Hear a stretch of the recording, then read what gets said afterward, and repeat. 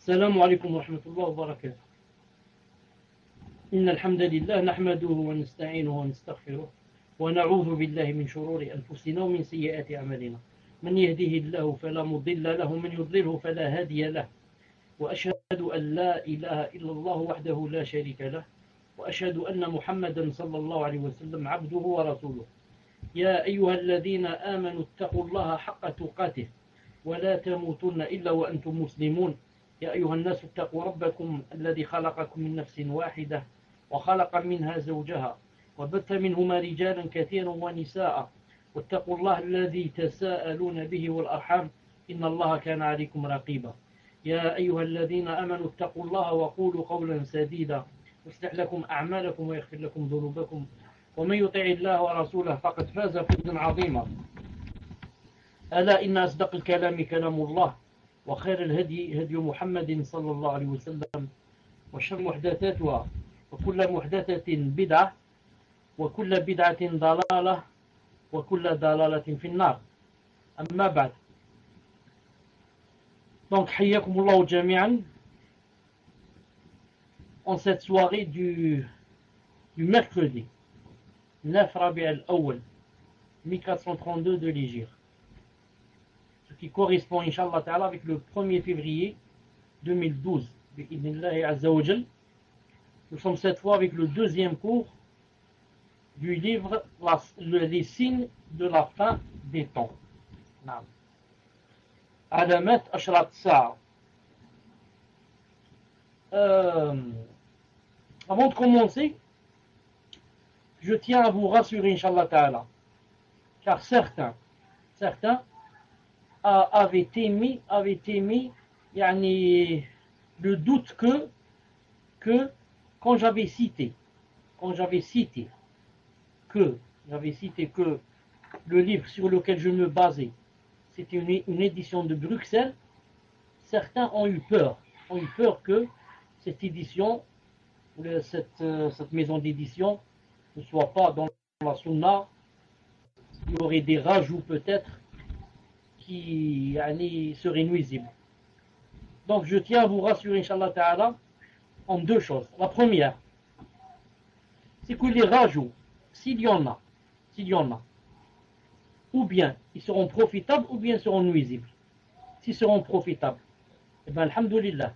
S'ils seront nuisibles, ils ne passeront pas, Inch'Allah Ta'ala. Ça, c'est la première des choses. La seconde, c'est que le livre que je suis en train de vous lire, moi j'ai l'original en arabe. Non. Et moi, les cours que je vous fais en français, je les fais d'abord en arabe. Donc, il y a toujours une comparaison entre ce que j'ai dit en arabe, quand je fais le cours en arabe, et ce que je dis quand je vous enseigne à vous en français. Inch'Allah Ta'ala. Ensuite, juste une petite remarque. Zone Z. Si c'est possible, j'avais écrit dans le whisper, si c'était possible, de diminuer un peu la police. Non, la police de quoi? Du message de salutation. On peut dépasser 16, on aura 14, 12. Et comme ça, pour que ça soit mieux. Wallah subhanahu wa ta'ala. Un autre point qu'on va lire aujourd'hui, Inch'Allah Ta'ala, parmi les points qu'on va lire, les noms du jour de la résurrection. Les jours de la résurrection, le jour de la résurrection a plusieurs noms. Inch'Allah Ta'ala, on va en lire quelques-uns. Inch'Allah Ta'ala, quelques-uns. Parmi ces noms, l'heure, Sa'a, comme a dit Allah Ta'ala dans le Coran. Ghafir 59, il a dit Inna sa'ata la atiyatun la rayba fiha. En vérité, l'heure va arriver. Pas de doute là-dessus. Donc l'heure. Ça s'appelle aussi le jour de la résurrection. Ça s'appelle Yawm al-Bahth. Comme a dit Allah subhanahu wa ta'ala dans Sourate Ar-Rum, verset 56. Laqad labistum fi kitabillah ila Yawm al-Bahth. Vous avez demeuré, d'après le décret d'Allah, jusqu'au jour de la résurrection. Ça s'appelle aussi le jour de la rétribution. Yawm ad-Din. Comme a dit Allah subhanahu wa ta'ala dans Sourate Fatiha, verset 3. Maliki Yawm ad-Din. Maliki Yawm ad-Din, c'est-à-dire maître du jour de la rétribution. Ça s'appelle aussi, ce jour-là, s'appelle aussi le jour du regret. Car beaucoup de gens vont regretter ce jour-là ou bien de ne pas avoir été musulman, ou bien d'avoir été musulman, mais de n'avoir rien fait comme bonnes actions. Ça s'appelle le jour du regret. Yawm al-Hasra. Comme a dit Allah Ta'ala dans Sourate Maryam, verset 39. Wa anzirhum yawm al-Hasra. Et avertis-les le jour du regret. Et avertis-les du jour du regret. Ça s'appelle aussi la demeure de l'au-delà. La demeure de l'au-delà. Ad-Dar al-Akhira. C'est très connu ça. Ad-Dar al-Akhira. Comme dans Sourate Al-Ankabut, verset 64. وَإِنَّ الدَّارَ الْآخِرَةَ وَإِنَّ الدَّارَ الْآخِرَةَ لَهِيَ الْحَيَوَانُ لَوْ كَانُوا يَعْلَمُونَ. La demeure de l'au-delà est assurément la vraie vie, s'ils savaient. Ça s'appelle aussi le jour de l'appel mutuel. Le jour de l'appel mutuel. Yawm al-Tanad. Yawm al-Tanad. Comme a dit Allah subhanahu wa ta'ala, sourate Ghafir, verset 32. Wa ya qawm, inni akhafu alaykum yawm al-Tanad. Ô mon peuple, je crains pour vous le jour de l'appel mutuel. Je crains pour vous le jour de l'appel mutuel. Ça s'appelle aussi la demeure de stabilité. Dar al-Qarar. Comme a dit Allah Ta'ala, Sourate Ghafir, verset 39. Wa inna al-akhirata hiya darul qarar. Et l'au-delà est vraiment la demeure de stabilité. Ça s'appelle aussi le jour de la décision. Yawm al-Fasl. Comme a dit Allah subhanahu wa ta'ala dans As-Saffat, verset numéro 21. Donc je disais, salam alaikum. Ça s'appelle aussi le jour, ça s'appelle aussi la demeure, non, on n'était pas là, le jour de la décision. هذا يوم الفصل الذي كنتم به تكذبون. As-Saffat 21. C'est le jour de la décision que vous traitiez de mensonge. Ça s'appelle aussi le jour du rassemblement. Comme dans Sourate Ash-Shura, verset 7. وتنذر يوم الجمع لا ريب فيه. وتنذر يوم الجمع لا ريب فيه. Et que tu avertisses du jour du rassemblement, sur lequel il n'y a pas de doute. Ça s'appelle aussi le jour des comptes. Le jour des comptes. يوم الحساب. Comme a dit Ta'ala, هذا ما توعدون ليوم الحساب. Sourate Sad 53. هذا ما توعدون ليوم الحساب. Voilà ce qui vous est promis pour le jour des comptes.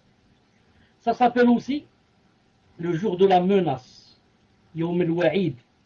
Comme dans Sourate Qaf, verset 20. ونفخ في الصور ذلك يوم الوعيد. Et l'on soufflera dans la trompe. Voilà le jour de la menace. Ça s'appelle aussi le jour de l'éternité. Yawm al-Khulud. Comme dans Sourate Al-Qaf, verset 34. Udkhulu bisalam. Dhalika yawm al-Khulud. Entrez-y en toute sécurité. Voilà le jour de l'éternité. Ça s'appelle aussi le jour de la sortie. Le jour de la sortie. Yawm al-Khuruj. Comme dans Sourate Qaf, verset 42. يوم يسمعون الصيحة بالحق ذلك يوم الخروج. Le jour où ils entendront en toute vérité le cri. Voilà le jour de la sortie. C'est-à-dire la sortie des tombes. La sortie des tombes. Ça s'appelle aussi l'événement. Al-Waqi'a. Comme dans Sourate Al-Waqi'a, verset 1. إذا وقعت الواقعة. Quand l'événement arrivera. Ça s'appelle aussi l'inévitable. Al-Haqqa. Comme dans Sourate Al-Haqqa, verset 1-3. Al-Haqqa. Ma al-Haqqa wa ma adraka ma al-Haqqa. L'inévitable, qu'est-ce que l'inévitable? Et qui te dira ce que c'est l'inévitable? Ça s'appelle aussi le grand cataclysme. Le grand cataclysme. Comme dans Sourate Al-Nazi'at 34. Sourate Al-Nazi'at 34. Il a dit فَإِذَا جَاءَتِ الطَّامَّةُ الْكُبْرَى. Puis, quand viendra le grand cataclysme. Ça s'appelle aussi le tumulte. Le tumulte. As-Sakha. Comme dans Sourate Abasa 33. فَإِذَا جَاءَتِ الصَّاخَّةُ. Puis, quand viendra le tumulte. Ça s'appelle aussi l'imminente. L'imminente. Al-Azifa. Alaykoum salam wa barakatuh. Comme dans Sourate Al-Najm, verset 57. Azifat il-Azifa. Ça s'appelle aussi l'imminente s'approche. Bon, l'imminente, ensuite l'imminente s'approche aussi. Sourate Al-Najm 57. Ça s'appelle aussi le fracas. Le fracas. Al-Qari'ah. Al-Qari'ah. Comme dans le verset 1-3, Sourate Al-Qari'ah. Al-Qari'atu mal-Qari'ah. وَمَا أَدْرَاكَ مَا الْقَارِعَةُ. Le fracas. Qu'est-ce que le fracas? Et qui te dira qu'est-ce que le fracas? Ou là, qui est le fracas? Donc ça, ce sont les noms. Les noms de ce jour-là, de ce fameux jour. Maintenant, on va parler d'un autre point qui s'appelle la prédiction du prophète sallallahu alayhi wa sallam des événements futurs. La prédiction du prophète sallallahu alayhi wa sallam des événements futurs. S'il y a quelque chose que vous ne comprenez pas, vous la notez maintenant, Inch'Allah Ta'ala, comme ça, vous poserez votre question au moment opportun. Le prophète, sallallahu alayhi wa sallam, a prédit ce qui se passerait jusqu'à l'apparition de l'heure. Cela fait partie de ce dont Allah Azza wa Jal lui a enseigné comme événement futur. Les hadiths concernant ce sujet sont très nombreux au point d'atteindre la notoriété de sens. Tawatur al-ma'nawi. Parmi cela figure ce que rapporte Hudhayfa, radiyallahu ta'ala anhu, qui dit: le prophète sallallahu alayhi wa sallam nous donna un serment en ne laissant rien jusqu'à la survenue de l'heure sans le citer. Le sait celui qui le sait, et l'ignore celui qui l'ignore. Il a dit: je voyais des choses que j'avais oubliées, mais que je reconnaissais, tel un homme qui en connaît un autre qu'il ne voit plus, mais qu'il reconnaît une fois qu'il l'a revu. Hadith authentique. Cela n'était pas spécifique à Hudayfa radiyallahu ta'ala anhu, car le prophète sallallahu alayhi wa sallam donna un serment un jour durant pour expliquer aux compagnons radiyallahu ta'ala anhum ce qu'il y eut et ce qu'il y aura jusqu'à la fin des temps. Écoutez bien le hadith qui va venir bi'idhnillahi ta'ala, qui se trouve dans Sahih Muslim, tome 18, page 16. Le hadith qui va venir se trouve dans Sahih Muslim, page 18, tome 18, page 16. Il a dit: Abu Zayd, Amr ibn Akhtab, al-Ansari radiyallahu ta'ala anhu dit: le prophète sallallahu alayhi wa sallam nous dirigea en prière durant le Fajr, la prière du Fajr. Puis monta sur la chair, monta sur le mimbar. Il nous donna un sermon jusqu'à l'heure du Dohr, jusqu'à Salat al-Dohr. Puis descendit et pria. Il remonta ensuite sur la chair et nous donna un sermon jusqu'à l'heure du Asr. Il descendit, pria, Salat al-Asr, puis remonta et nous donna un sermon jusqu'au coucher du soleil, le Maghrib. Il nous informa de ce qu'il y eut et de ce qu'il y aura. Le plus savant d'entre nous est celui qui l'a mémorisé le mieux. J'arrête ici juste quelques secondes pour dire. Donc, vous avez bien entendu que le prophète sallallahu alayhi wa sallam, dans ce hadith rapporté par Muslim, a fait un sermon qui a commencé après Salat al-Fajr, c'est-à-dire Subh, et s'est terminé après, ou là juste avant Salat al-Maghrib. Subhanallah al-Azim. Subhanallah al-Azim. Subhanallah al-Azim. Qui, parmi les hommes, les êtres humains, pourrait donner un serment de, disons, de 4 heures du matin ou 5 heures du matin jusqu'à 18 heures ou 19 heures. Qui des êtres humains pourrait donner un serment pareil et aurait autant de force pour donner un serment pareil? Et la force ne suffit pas, aurait assez de science pour pouvoir parler pendant toute la journée, et encore mieux, sans quoi? Sans se contredire. Car je peux parler 1 heure, 2 heures, ensuite je commence à dire n'importe quoi et je me contredis. Mais parler depuis 4 ou 5 heures du matin jusqu'au coucher du soleil sans s'arrêter, c'est une preuve que seul un messager peut faire cela. Seul quelqu'un qui est envoyé par son Seigneur et qui est aidé, secouru par son Seigneur, et quelqu'un qui reçoit la révélation qui peut parler comme ça. Ensuite, on remarque autre chose aussi. On remarque que les compagnons qui étaient assis et sont restés avec lui du matin jusqu'au soir, sans brancher, sans vouloir, je ne sais pas, aller chez eux, sans vouloir aller manger, sans vouloir aller dormir, sans ceci, sans cela. Ça se voit que vraiment il tenait au prophète sallallahu alayhi wa sallam. Ça se voit aussi qu'il l'aimait vraiment. Ça se voit aussi qu'il tenait vraiment à ses discours. Ça se voit aussi que ce qu'il disait était chez eux beaucoup plus important qu'eux-mêmes, ou leur famille, ou leurs enfants, ou bien le manger, ou bien les affaires. Non, vous restez toute la journée à écouter. Nous, comme j'ai dit tout à l'heure, si on entendait une personne qui va parler 2 heures, maximum peut-être 3 heures, on va tous se lever. C'est impossible que quelqu'un parle pendant 3 heures et on reste là à l'écouter. Vraiment, on commence à se lasser, à être dégoûté. Mais ceux-là sont restés et personne, je pense même que s'il avait continué jusqu'au milieu de la nuit, il serait resté avec lui, sallallahu alayhi wa sallam et radiyallahu ta'ala anhum. Ensuite, je veux dire aussi une chose importante ici. Qu'a-t-il pu dire, sallallahu alayhi wa sallam, pendant tout ce temps? Qu'a-t-il pu dire? Non. D'ailleurs, le sahabi radiyallahu ta'ala anhu a bien dit que il nous informa de ce qu'il y eut et de ce qu'il y aura. Tout ce qu'il y eut autrefois et ce qu'il y aura jusqu'à la fin du monde, il l'a cité, sallallahu alayhi wa sallam. Il a dit, le plus savant d'entre nous est celui qui l'a mémorisé le mieux.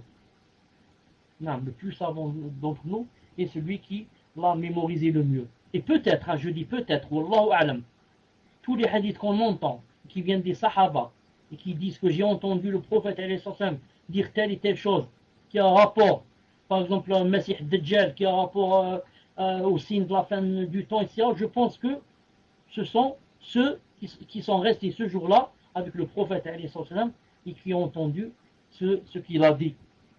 C'est dommage bien sûr que on n'a aucun hadith authentique qui nous est arrivé, qui a cité comme ça, tout à la fois, ce qu'a dit le prophète sallallahu alayhi wa sallam ce jour-là. Ça aurait été trop beau. Al-Muhim, Hudayfa ibn Yaman radiyallahu ta'ala anhu a dit, par Allah, il a juré par Allah, je suis certes le plus savant des gens au sujet de chaque trouble qui se produira de mon époque jusqu'à la survenue de l'heure. Cela n'est dû qu'au fait que le messager d'Allah m'a révélé secrètement une chose dont il n'a parlé à personne en dehors de moi. Le messager s'entretenait à une assemblée dans laquelle j'étais présent au sujet des troubles. Il dit, en énumérant les troubles, il a dit, parmi ceux-ci, les troubles, il y en aura 3 qui ne laisseront pratiquement rien, et parmi ceux-ci, il y a des troubles tels les vents d'été. Certains sont petits et d'autres sont grands, rapporté par Muslim. Hudayfa dit, radiyallahu ta'ala anhu, ce groupe de gens s'en alla sauf moi qui suis resté. Ce sont des preuves authentiques que le prophète sallallahu alayhi wa sallam informa sa communauté de tout ce qu'il y aura la concernant jusqu'à la fin des temps. Naam. Quand Allah Ta'ala dit Al-yawma akmaltu lakum dinakum. Aujourd'hui, je vous ai parachevé votre religion. Il ne nous manque rien qu'on ne connaît pas jusqu'à la fin des temps. Il ne fait aucun doute que les signes de la fin des temps constituent la majeure partie des informations traitant des événements occultes. C'est pourquoi les hadiths traitant des signes de la fin des temps sont très nombreux. Ils ont été rapportés en des termes différents, vu la multitude de ceux qui les ont transmis parmi les compagnons qu'Allah Azza wa Jalla les a fait. Autre point, la connaissance de l'heure. La connaissance de l'heure. Avant cela, juste une parenthèse importante pour dire que l'auteur a parlé d'une chose que j'avais sautée, a parlé dans un point comme ça, il a donné tous les délits que il était obligatoire de prendre et de se baser sur les hadiths qui sont à information unique, ce qu'on appelle hadith ahad, parce qu'il y a des hadiths mutawatir et il y a ahad. Mutawatir de leur sens et leur isnad aussi, leur chaîne de transformation la chaîne attendez, comment on dit, ils ont la chaîne de narration, comprend, masha'Allah, dans chaque étape beaucoup de rapporteurs. On dit de cela, on dit c'est un hadith mutawatir. Mais des fois le hadith n'est pas mutawatir, n'est pas de notoriété, il n'a pas un sens de notoriété, mais il a ce qu'on appelle maintenant, ce que j'ai dit, il est à information unique, ahad. Alors certains gens de la bid'a disent que nous, on n'accepte pas parmi, dans la aqidah, et ça rentre dans la aqidah bien sûr, les hadiths qui ont rapport avec la fin des temps, ils disent on n'accepte pas des hadiths qui ne sont pas mutawatir. On n'accepte pas des hadiths qui ne sont pas mutawatir, qui n'ont pas un sens de notoriété. On n'accepte pas donc les hadiths qui sont à information unique. Et cela, bien sûr, ce sont les gens de la bid'a. Car nous, alhamdoulilah, on accepte tous les hadiths qui viennent du prophète sallallahu alayhi wa sallam, même s'il n'y a que quelques sahaba. Des fois, il y a quelques sahaba. Mais l'essentiel, le hadith a été vérifié et authentifié bi'idhnillahi subhanahu azza wa jal. Et ceux qui disent on ne croit pas avec les hadiths, on ne prend pas avec les hadiths qui sont à information unique dans la aqidah, ça veut dire quoi? Vous savez ce que ça veut dire? Ça veut dire qu'il y a beaucoup de choses en lesquelles il ne va pas croire. Beaucoup de choses. Il ne va pas croire en ces choses, car les hadiths ne sont pas de notoriété, n'ont pas leur sens, n'ont pas de notoriété dans le sens. Exemple, ils ne vont pas croire en quoi? Ils ne vont pas croire à la grande intercession lors du rassemblement. Ils ne vont pas croire à l'intercession du prophète sallallahu alayhi wa sallam en faveur de ceux de sa communauté qui ont commis les grands péchés. Ils ne vont pas croire à l'ensemble de ces miracles, les miracles du prophète sallallahu alayhi wa sallam en dehors du Coran. Ils ne vont pas croire en ça. Ils ne vont pas croire à la manière dont débuta la création, la description des anges, des djinns, même la description du paradis, de l'enfer. Tout ça qui a été cité en dehors du Coran, ils ne vont pas y croire. Ils disent que les hadiths ne sont pas mutawatir. Non. Ils ne vont pas croire au questionnement de Munkar et Nakir. Non. Munkar et Munkar. Quand ils vont venir, Nakir et Munkar, quand ils vont venir dans la tombe. Ceux-là, ils disent non, on ne va pas croire qu'il y a un Nakir ou Munkar. Pourquoi? Parce que c'est basé sur un hadith, même s'il est authentique, mais pour eux, il n'est pas, comme j'ai dit, son sens n'est pas de notoriété. Et beaucoup de choses dont j'en passe, bi'idhnillah subhanahu wa ta'ala, puisse Allah subhanahu wa ta'ala nous préserver de la bid'a. Taïb. Autre point, Inch'Allah ta'ala, la connaissance de l'heure. Ce qu'il faudrait savoir, c'est que la connaissance est du domaine de l'invisible, que seul Allah Azza wa Jal connaît. comme le prouvent les versets coraniques et les hadiths authentiques. Même les messagers eux-mêmes, alayhi salam, ne connaissaient pas et ne connaissent pas quand viendra l'heure, sauf, entre parenthèses, si on peut dire qu'ils savent que ce sera un vendredi. Tout le monde sait d'ailleurs. Tous les musulmans savent, et peut-être même les chrétiens, savent que, même les juifs peut-être, savent que la fin du monde sera un vendredi. Mais, quel vendredi, de quel jour, de quelle semaine, de quelle année, de quel mois, il est impossible que quelqu'un le sache, même si c'est si c'est un messager. La connaissance de l'heure est une chose qu'Allah Azza wa Jalla s'est réservée. Il ne l'a dévoilée à aucun ange rapproché, ni à aucun prophète envoyé. Personne donc en dehors d'Allah Azza wa Jalla ne sait quand l'heure arrivera. Le prophète, alayhi salam, évoquait souvent la fin du monde et ses affres et ses malheurs. Les gens le questionnaient au sujet de son terme, mais il leur disait qu'il s'agit d'un événement du domaine de l'inconnu, que seul Allah Azza wa Jalla connaît. Non.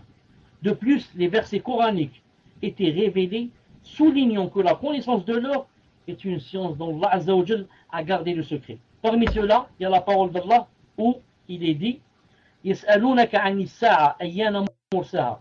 Il t'interroge au sujet de l'heure. Quand va-t-elle jouer? Fima anta min dhikraha. En quoi es-tu apte à en parler? Ila rabbika muntaha. Son terme n'est connu que de ton Seigneur. Aussi, Yas'aluka an-nasu 'ani as-sa'a. Les gens t'interrogent au sujet de l'heure. Qul innama 'ilmuha 'inda Allah. Dis, sa connaissance est exclusive à Allah. Wa ma yudrika la'alla as-sa'ata takunu qariba. Qu'en sais-tu? Il se peut que l'heure soit proche. L'Ahzab 63. Et comme ça. Ce qui prouve encore que même les autres messagers ne savaient pas, ils ne connaissent pas, quand aura Dieu la survenue de l'heure. Le hadith rapporté par Ahmed ibn Majah al-Hakim est un hadith authentique. D'après Abdullah ibn Mas'ud, radiyallahu ta'ala anhu, que le prophète sallallahu alayhi wa sallam a dit.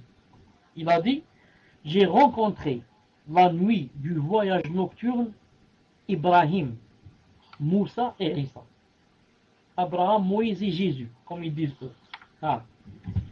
Il dit, ils se rappelèrent l'heure et s'en remirent à Ibrahim alayhi salam. Donc ils parlèrent de l'heure, ensuite ils allèrent voir Ibrahim, où là, ils étaient avec eux, ils lui ont dit, donc parle-nous de l'heure, c'est quand? Celui-ci dit, je n'en ai aucune science. Ils s'en remirent alors à Moussa, mais il dit, je n'en ai aucune connaissance. Ils s'en remirent enfin à Isa, alayhi salam, et lui de dire, quant à sa venue, personne d'autre qu'Allah ne la connaît. Et parmi ce qu'Allah m'a révélé, il n'y a que le faux Messie apparaîtra, l'Antéchrist. Il a dit, c'est-à-dire Isa, c'est-à-dire Jésus alayhi salam, il a dit, j'aurai 2 bâtons. Et lorsqu'il me verra, il fondra tel le plan. Il dit, c'est alors qu'Allah Azza wa Jalla le fera périr. Ainsi, même ces messagers, doués de fermeté, ne savent pas quand arrivera l'heure bi'idnillahi Azza wa Jalla. Donc, pas la peine de s'attarder beaucoup sur ce point, je vais le sauter. C'est pour vous dire quoi? Pour vous dire que tout ce que vous entendez à droite et à gauche et de temps en temps que place maintenant on sait, on connaît exactement quand est-ce qu'aura lieu la fin du monde. Tout cela, il faut n'avoir aucun doute, n'avoir aucun brin de doute que c'est quoi? C'est mensonge sur mensonge. Non, et que aucun devin, non, ni aucune personne, ni avec toute la science qui existe et la technologie, ne peut savoir quand arrivera l'heure, à part que ce sera un vendredi, et ça, le fait de prétendre que l'heure, on la connaît, qu'elle a été désignée, ça existe beaucoup chez les sectes chrétiennes. Les sectes chrétiennes. De temps en temps, ils inventent que la fin du monde aura lieu telle année. Par exemple 2018, 2020, tel mois peut-être. Et ils commencent à, je ne sais pas quoi, quitter ce monde. il décide de quitter ce monde et d'aller se séquestrer, s'enfermer dans une villa ou dans une ferme ou je ne sais pas quoi, avec leurs enfants et ils font comme ça une petite communauté, comme quoi on a lu dans la Bible que la fin du monde serait telle année, donc ça reste seulement une année ou deux, donc ils quittent ce monde, quittent le travail, quittent tout, et à la fin, Allah subhanahu wa ta'ala leur montre que tout ce que vous avez dit n'est que mensonge sur mensonge et que rien de cela n'est vrai. Et la plupart du temps, il leur arrive beaucoup de problèmes avec l'État, et la plupart du temps, ils se suicident en groupe, et la plupart du temps, il leur arrive vraiment de grands malheurs. Tout ça à cause de quoi? De l'ignorance, à cause de l'ignorance. Non. Autre point, la proximité de la venue de l'heure. Ce qu'il faudrait maintenant savoir que, c'est quoi? C'est que si on est sûr que personne ne connaît quand viendra la fin du monde, mais une chose est sûre, c'est quoi? C'est qu'elle est proche, la fin du monde est proche. Les versets coraniques et les hadiths authentiques prouvent la proximité de la fin des temps. De plus, l'apparition de la plupart des signes est la preuve de sa proximité et que nous vivons les derniers moments de la vie terrestre. Allah Ta'ala dit, Surat Al-Anbiya 1, verset 1, اقترب للناس حسابهم وهم في غفلة معرضون. Le règlement de leur compte approche pour les hommes alors que dans leur insouciance ils s'en détournent. Il a dit aussi وما يدريك لعل الساعة تكون قريبة. L'Ahzab 63. Qu'en sais-tu? Il se peut que l'heure soit proche. Il a dit aussi اقتربت الساعة وانشق القمر. L'heure approche et la lune s'est fondue. Sourate Al-Qamar, verset 1. Il a dit aussi إنهم يرونه بعيدا ونراه قريبا. Il le voit, c'est-à-dire le châtiment. Il le voit bien loin, alors que nous le voyons bien proche. C'est-à-dire que c'est pas loin. Et parmi les hadiths, le prophète sallallahu alayhi wa sallam a dit j'ai été envoyé, moi et l'heure, tel ci-dessus, en indiquant les doigts en question et en les tendant. Il a dit aussi dans un hadith authentique que les deux doigts ici, c'est-à-dire le pouce, l'index et le majeur. L'index et le majeur. Le prophète les a collés comme ça et les a tendus. Et a dit aux gens, j'ai été envoyé comme ces deux-ci. Et vous voyez que entre l'index et le majeur, il n'y a pas un autre doigt. Il y a le pouce, ensuite l'index, le majeur. Et le prophète a collé l'index et le majeur. Ça veut dire qu'il n'y a pas un autre doigt au milieu. Donc, moi, c'est-à-dire le prophète, je suis collé à l'heure. Comme mon index est collé à mon majeur. Donc, après le prophète, après sa venue, ça veut dire on n'est pas loin de la fin du monde. Et dans un autre hadith aussi, que le prophète sallallahu alayhi wa sallam a dit, dans un hadith authentique, il a dit votre terme, votre durée de vie, en comparaison au terme des communautés qui vous ont précédé, se situe entre la prière d'Al-Asr et le coucher du soleil. Vous avez entendu, votre terme en comparaison au terme des communautés qui ont précédé se situe entre la prière de l'Asr et le coucher du soleil. Et ce hadith que je viens de lire maintenant, beaucoup de frères et de sœurs aussi confondent. Ils disent que Yom al-Qiyamah, c'est comme Dhuhr et l'Asr, ou la Asr et le Maghrib, alors que le hadith parlait de quoi? Parlait de notre durée de vie, c'est-à-dire notre durée de vie dans cette dunya. C'est notre communauté par rapport aux autres communautés. C'est comme si c'était entre l'Asr et quoi? Et le coucher du soleil.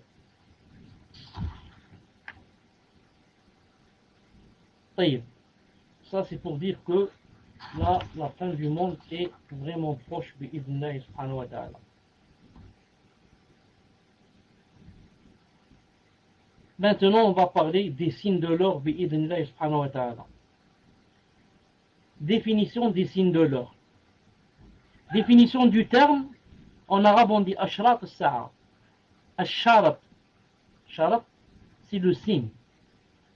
Pluriel de ashrat. Donc les ashrat d'une chose, ce sont ses débuts et ses signes. Non. C'est pour ça qu'en arabe, on dit shorti, shorti, c'est-à-dire policier. Pourquoi? Car autrefois, il avait une tenue qui avait comme des rayures. Juste avoir sa tenue, c'est un signe que ce bonhomme-là, c'est un policier. Non. Il avait l'ashrat, il avait des signes.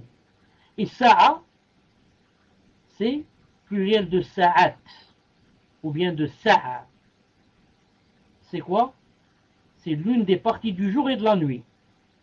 La nuit et le jour faisant ensemble 24 heures. Définition du terme sa'a religieusement. L'heure désigne la période dans laquelle la résurrection se produira. Elle a été appelée ainsi, elle a été appelée l'heure, parce que le jugement sera rapide, rapide comme une heure, ça ne dépasse pas une heure. Des milliards de gens, ils vont être jugés en moins d'une heure. C'est pour ça que Allah Ta'ala dit dans le Coran, il dit Sari'ul Hisab. Sari'ul Hisab. C'est-à-dire que son jugement passe vite, vite. Naam. Elle a été appelée aussi l'heure parce que le jugement sera rapide, ou encore car elle surprendra les gens en un instant. Et toute la création périra à la suite d'un seul cri. Et maintenant, Ashrat Sa'a, les signes de la fin des temps, ça veut dire quoi? Ça veut dire, ce sont les signes précurseurs de la résurrection, qui la précèdent et indiquent sa proximité. Et l'heure désigne trois notions. La petite heure, la moyenne heure et la grande heure. La petite heure, c'est quoi? Quand on dit une petite heure, on dit X, sa petite heure est arrivée. Donc il y a la petite heure, la moyenne, la grande. La petite heure, il s'agit de la mort de la personne. On dit de celui qui meurt que son heure est arrivée, car il entre dans le monde de l'au-delà. Donc la petite heure, ça veut dire la mort de chaque personne. Chaque personne qui est morte, on peut dire d'elle, son heure est arrivée. Non, cette personne, son heure est arrivée. Donc ça, c'est la petite heure. Ensuite, on a l'heure moyenne. Il s'agit de la mort des gens d'une même génération. Quand une génération n'existe plus, on dit son heure est arrivée. C'est l'heure moyenne. La preuve, c'est le hadith rapporté par Aïcha radiallahu ta'ala anha, qui dit, quand les Bédouins venaient chez le prophète sallallahu alayhi wa sallam, qu'est-ce qu'ils faisaient? Ils le questionnaient au sujet de l'heure. Bien sûr, ils croyaient qu'il connaît l'heure. Et tout le monde voudrait connaître. C'est quand cette heure? Donc, ils disent, celui-là, c'est un prophète, c'est sûrement qu'il connaît. Donc, ils lui posent la question. Quand l'heure viendra-t-elle? Qu'est-ce qu'il disait, alayhi sallam? Normalement, on dit, ou bien on connaît, ou on ne connaît pas. On dit non, on ne connaît pas. Que disait le prophète, alayhi sallam? Il n'aime pas dire non. Non. Déjà, s'il dit comme ça, non, carrément, je ne connais pas, ça risque quoi? Ça risque de jeter ou de semer le trouble dans certains qui sont faibles. On dit comment? On ne connaît pas celui-là. Il a été envoyé par Allah, il ne connaît pas. Et il risque d'avoir des doutes. Donc, quand tu lui demandais, il lui disait, quand l'heure viendra, il répondait, ce qu'il faisait comme réponse, il regardait alors le plus jeune parmi ceux qui sont venus le voir. Ils sont venus un groupe, il y a toujours le plus jeune, lui qui a 15 ans, 16 ans, 12 ans. Il regardait le plus jeune et il leur disait, si celui-ci reste en vie, la vieillesse ne l'atteindra pas avant que votre heure n'arrive, c'est-à-dire leur mort. Donc, l'heure pour ses interlocuteurs. Non, il leur disait, si celui-ci, si ce jeune-là reste en vie, la vieillesse ne l'atteindra pas avant que votre heure n'arrive, avant que vous ne mouriez. Donc il a dit avant que votre heure n'arrive. Votre heure, c'est-à-dire vous, votre génération. Non. Ce petit-là ne sera pas vieux avant que votre génération n'existe plus, bi'idhnillah. Non, n'existera plus. Ça, c'est la moyenne heure. Ensuite, on a quoi? Ensuite, on a la grande heure. La grande heure,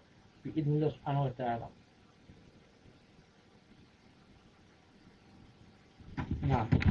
D'accord?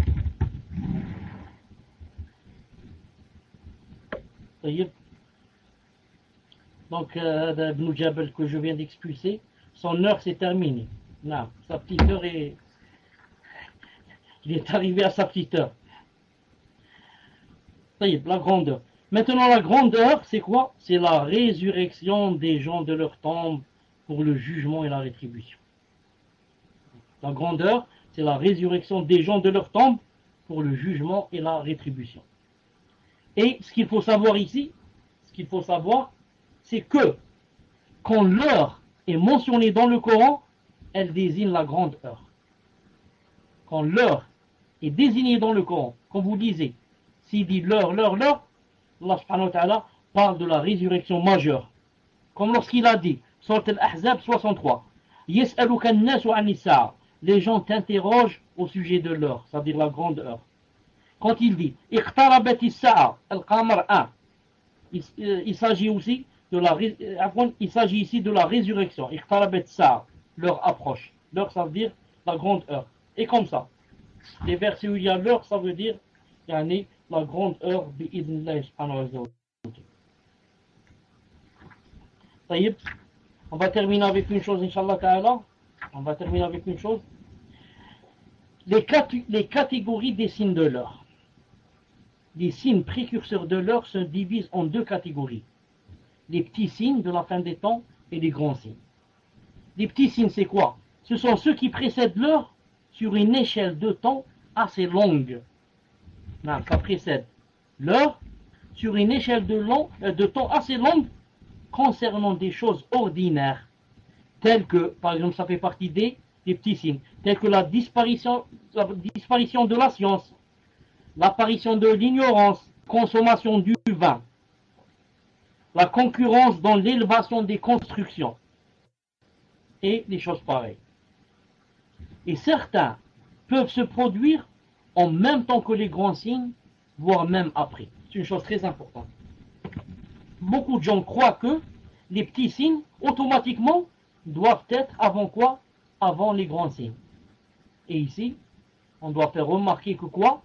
Que certains, ça c'est une règle générale, en général, les petits signes précèdent les grands signes. C'est une règle générale.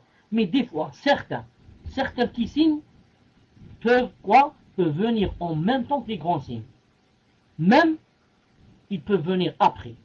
C'est-à-dire que, après l'apparition des grands signes, entre un grand signe et un autre, des fois il y a les petits signes. Vous comprenez? Donc, entre le lever du soleil qui va se lever du couchant, qui va se lever du couchant.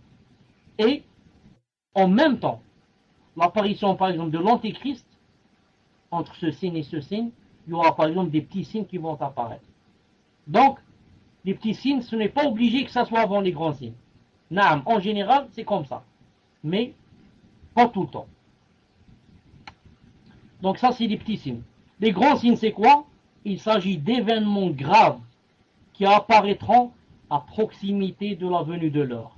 Ce sont des événements inattendus, tels que l'apparition du faux Messie, la descente de Isa alayhi salam, Jésus, la sortie de Gog et Magog, et par exemple le lever du soleil de son couchant. Ensuite, certains savants ont divisé les signes de l'heure en fonction de leur apparition en trois catégories. Certains les ont divisés en trois catégories. Mais ça, c'est en fonction de leur apparition. Ils ont dit, premièrement, les signes qui ont déjà apparu et qui sont terminés, qui ne reviendront plus. 2, des signes qui ont déjà apparu, mais qui ne cessent de se suivre et de se multiplier. 3, des signes qui ne sont jamais encore apparus jusqu'à aujourd'hui. Donc, comme ça, divise, il y en a certains, les signes. Donc, le prochain cours, Inch'Allah Ta'ala, ce sera quoi? On va commencer par le premier signe, qui est l'avènement du prophète sallallahu alayhi wa sallam. C'est ça le premier signe avec lequel on commencera, Inch'Allah ta'ala, le prochain cours, bi'idnillahi subhanahu wa ta'ala. Subhanak Allahumma bihamdik, ashhadu an la ilaha illa ant, astaghfiruka wa atubu ilayk. Préparez-vous, Inch'Allah ta'ala, pour les questions. Assalamu alaikum wa rahmatullahi wa barakatuh. Donc avant de commencer, Inch'Allah ta'ala, juste peut-être deux remarques, peut-être trois. La première, Inch'Allah ta'ala. La première,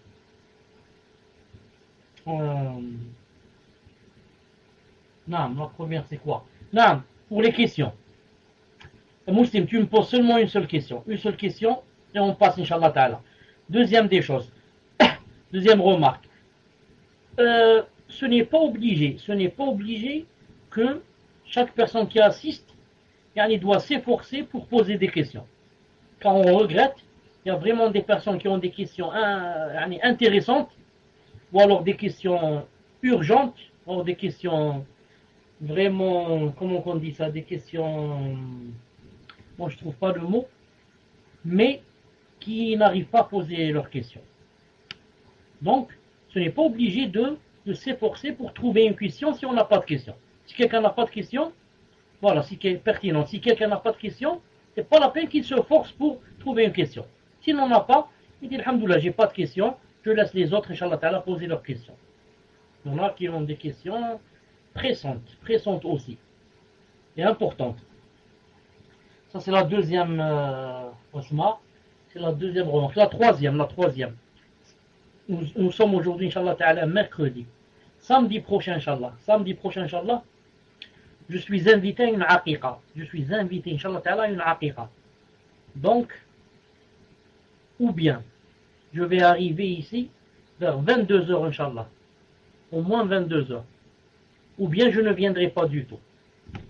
Si j'arrive à 22h, Inch'Allah ta'ala, on va pas faire le cours. On va justement faire seulement des questions-réponses. Si je n'arrive pas du tout, 22h30, je ne suis pas là, c'est pas la peine de m'attendre, Inch'Allah ta'ala. Voilà, Inch'Allah ta'ala, les remarques que j'avais à faire.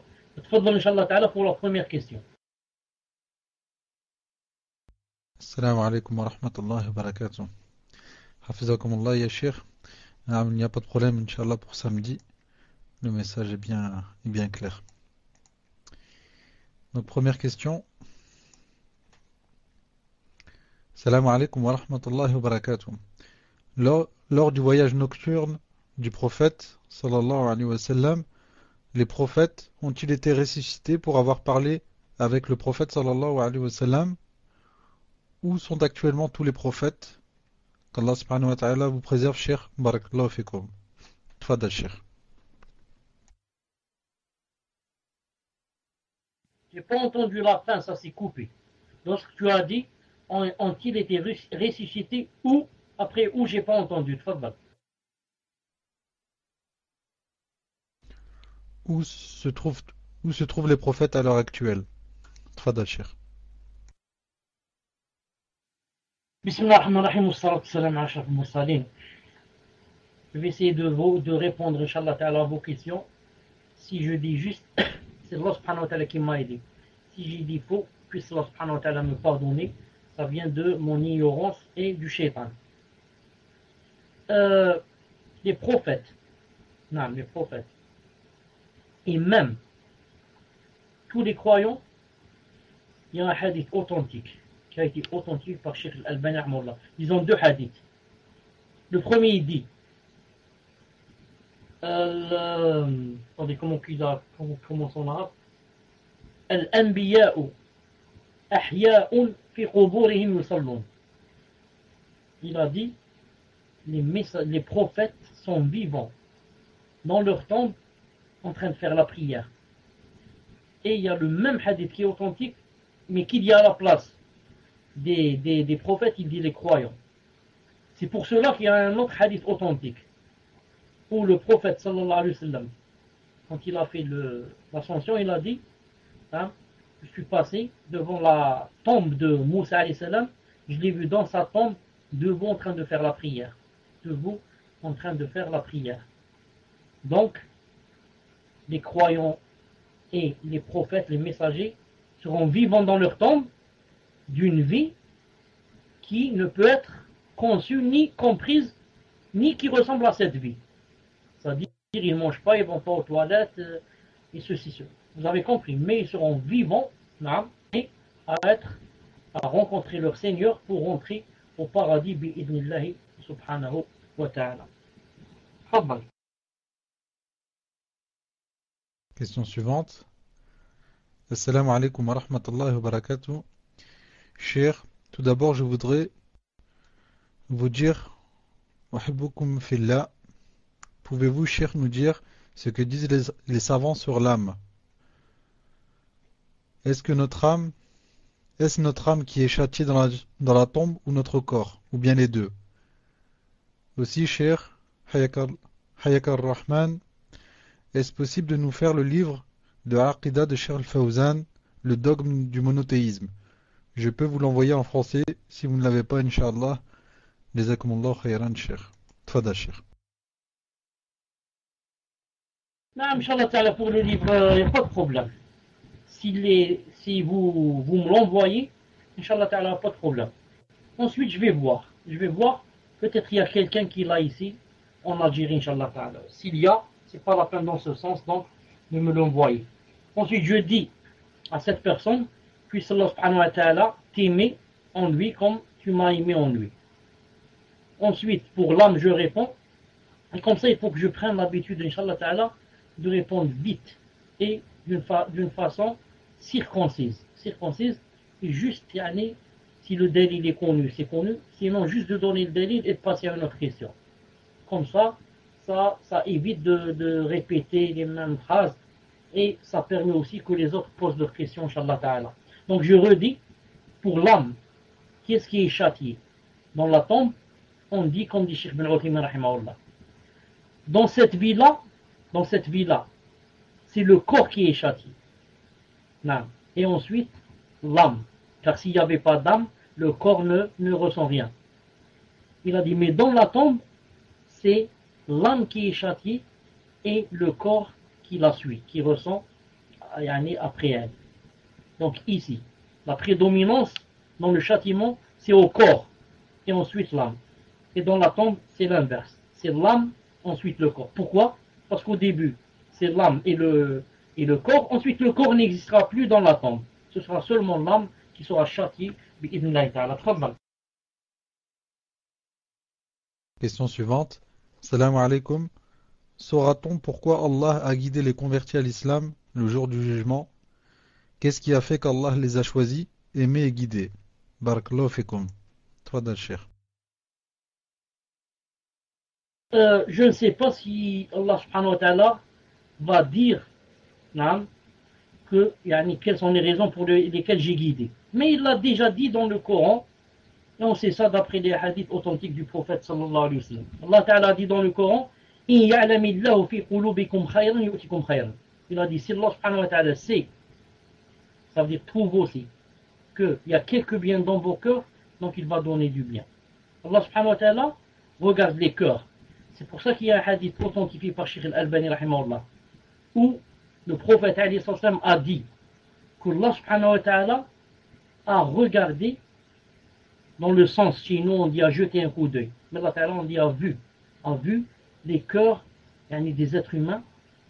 Il a trouvé que parmi ces cœurs-là, le plus pur, c'était celui du prophète Mohammed sallallahu alayhi wa sallam.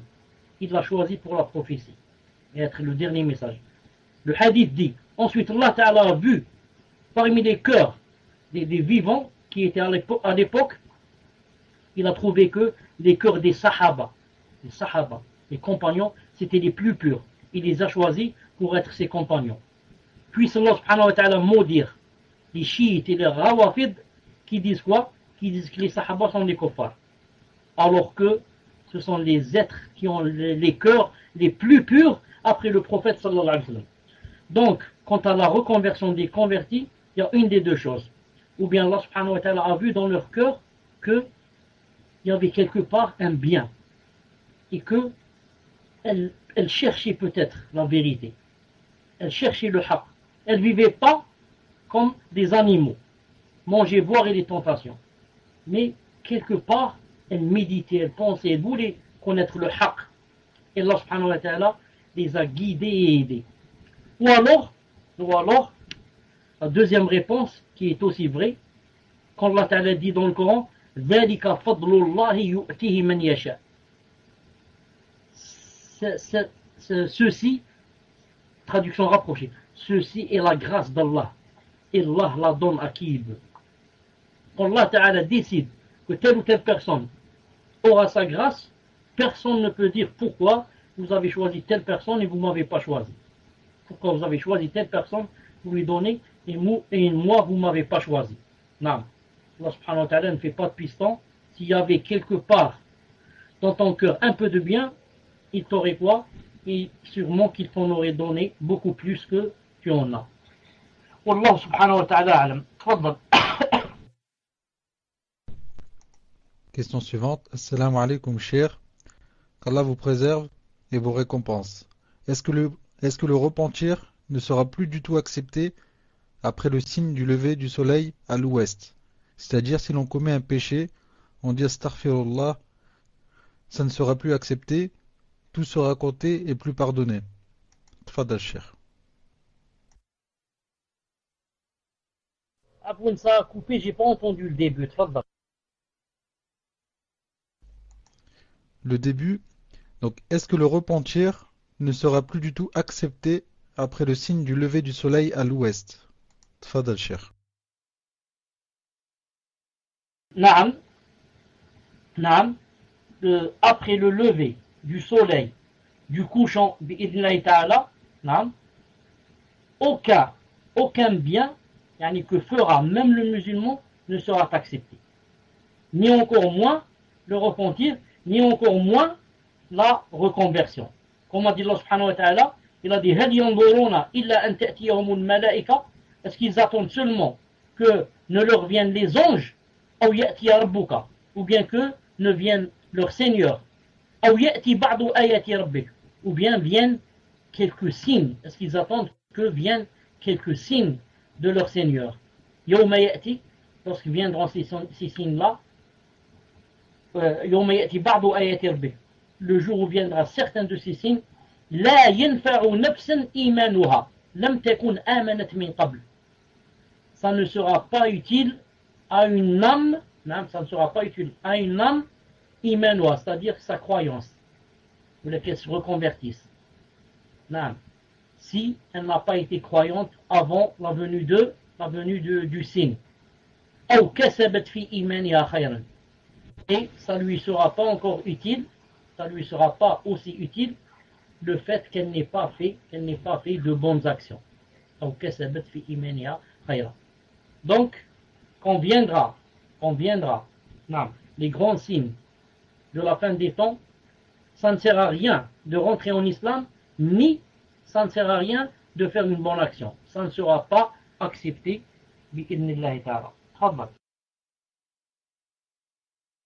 Question suivante. Salam alaikum, cher. Quel est le statut de la personne handicapée le jour du jugement dernier? Est-ce vrai qu'elle pourra choisir 70 personnes pour les faire entrer au paradis? Tfadal, cher. J'ai entendu seulement le début, pas la fin. Quel est le jugement, le statut du Yawm al-Qiyamah? Tfadal. Quel est le statut de la personne handicapée le jour du jugement dernier? Est-ce vrai qu'elle pourra choisir 70 personnes pour les faire rentrer au paradis? Tfadal, cher. Ce que vient de citer la personne ici est une spécificité au martyr. Seul le martyr pourra faire rentrer 70 personnes, comme on a cité la fois passée, ou bien 72 personnes de sa famille. Mais ce n'est pas cité qu'une personne handicapée aura cet avantage. Non, je ne connais aucun texte qui dit qu'une personne handicapée aura cet avantage. Les 70, c'est pour le martyr. Question suivante. Assalamu alaikum wa rahmatullah, cher. Comment comprendre la parole que Yawm al-Qiyamah, 8 anges porteront le trône. Doit-on comprendre qu'Allah Ta'ala, au-dessus de son trône, va descendre avec les anges sur terre, ou que les anges vont descendre avec le trône sans qu'Allah ne descende? Ou y a-t-il une autre compréhension? Barakallahu fikum wa jazakumullahu khayran. Tfadal Cheikh. Quand on dit que Allah subhanahu wa ta'ala viendra, un sunnah ou jama'a diront c'est une venue véridique. C'est une venue véridique. C'est pas, on ne dit pas comme les Ash'arites et les Ahbash et les autres qui disent que c'est pas Allah qui va venir, mais son ordre. Ou bien c'est pas lui, c'est les anges. Non. Allah Ta'ala dans le même verset a dit que lui viendrait et a dit aussi que ses anges viendraient. Donc il y a ange et il y a Allah. C'est pas à la place d'Allah Ta'ala vont venir les anges. Mais un sunnah ou jama'a disent que quant à sa venue, c'est comment exactement, comment qu'il viendra exactement, personne ne le sait, car rien ne lui ressemble. Et c'est lui l'audient et le clairvoyant.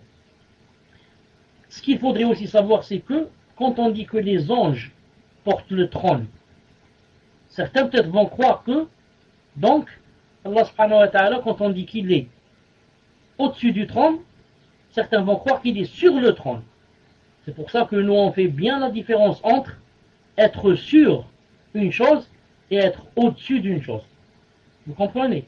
Nous, on n'a pas dit que Allah Ta'ala était sur le trône.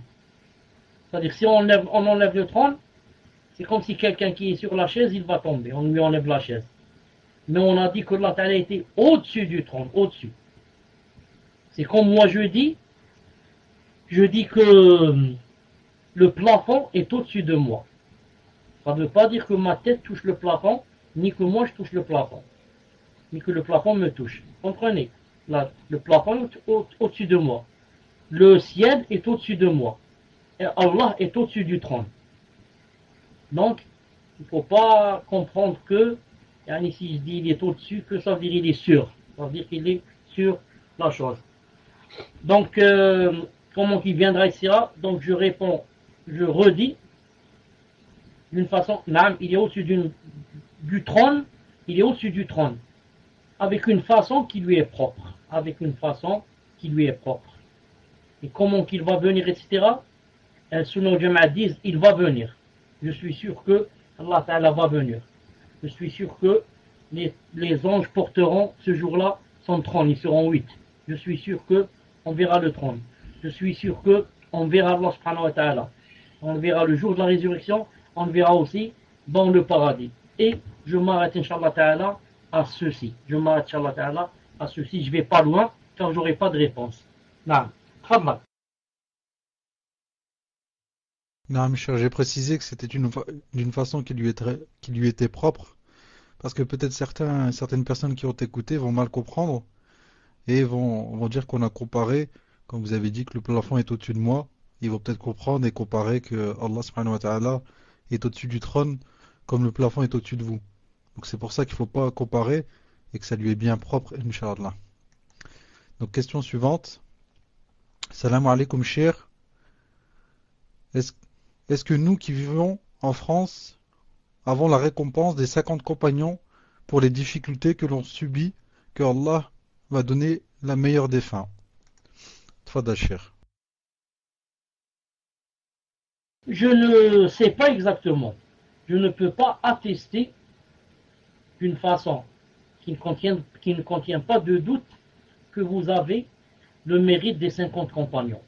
Mais je dis deux choses. La première, je vous souhaite c'est-à-dire cette rétribution, cette grande rétribution. C'est la première des choses. La deuxième des choses, je suis sûr que vous aurez beaucoup plus de récompenses pour ceux et celles de vous qui ont patienté. Hein, à cause de quoi? À cause des fitnas qu'il y a chez vous et dont vous êtes en train d'essayer de repousser de vous au maximum. Vous êtes en train de faire le djihad, hein, c'est-à-dire c'est comme si quelqu'un qui est jeté dans la mer, une mer, comment on dit, agitée, vraiment, il y a une mer vraiment agitée, et il essaye de faire le maximum pour ne pas se noyer. ou bien on lui a jeté une bouée, il essaye au maximum de s'accrocher à cette bouée. Donc, je dis que, en ce sens-là, quoi qu'il y a, et des difficultés qu'il y a, Allah subhanahu wa ta'ala sait, il voit et a vu les difficultés qu'il y a, et en ce sens, vous aurez plus de récompenses que ceux qui n'ont pas ces difficultés. Naam. Question suivante. Salam alaikum. Hafizakum Shir. Je voudrais avoir une réponse concernant un asar de Abdullah ibn Mas'ud qui a dit: quand l'adultère et l'intérêt apparaissent dans une ville, Allah autorise sa destruction. Allah peut-il détruire nos villes sans que ce soit la fin du monde et créer d'autres humains comme il l'a fait avec le peuple des Ad, Samoud? Jazakumullah khayran. Tfadal Cheikh. Ce asar, je ne le connais pas, mais son sens est vrai. Son sens est vrai. Qui est-ce qui empêcherait Allah subhanahu wa ta'ala de détruire une ville et de faire partir des gens qui habitaient pour que viennent d'autres nouveaux? Et ça a été cité dans plusieurs versets dans le Coran.